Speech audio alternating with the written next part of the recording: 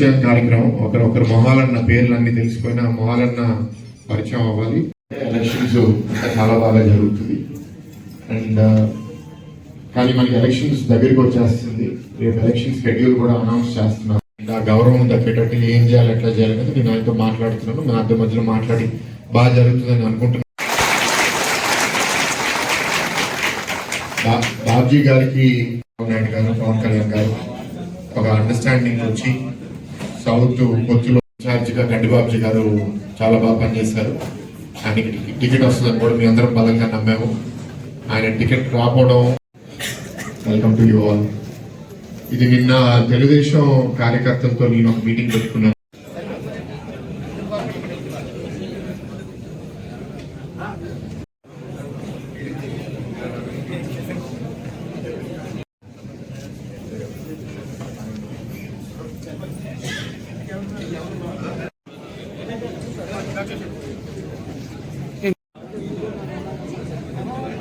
చేసే మన ప్లాస్టిక్ లాగా కట్టలేదు. మనకి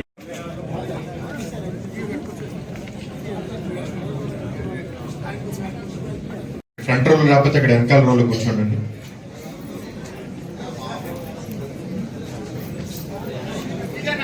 ఇక్కడ 35th ward ex corporator Anandarao గారిని కూడా వేదిక మీద చూడండి ఒకసారి.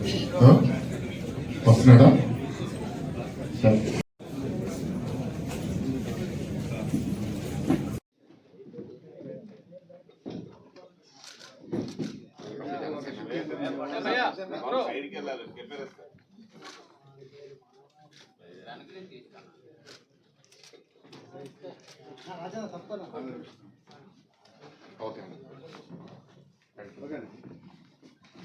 నాయకులు, జనసేన పార్టీ నాయకులు, అలాగే బీజేపీ ఇప్పుడే భర్తగా చెప్పినట్టుగా వాళ్ళకి ఇంకా కొంచెం క్లియరెన్స్ లేదు కాబట్టి వాళ్ళకి ఇంకా రాలేదు.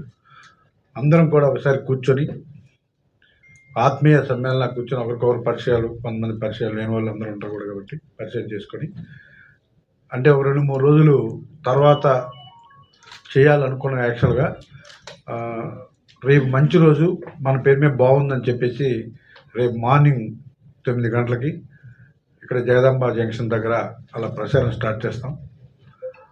ముఖ్యంగా అందరం కూడా ఇప్పుడే భర్తగా చెప్పారు, చాలామంది త్యాగాలు చేయాల్సి వచ్చింది అని.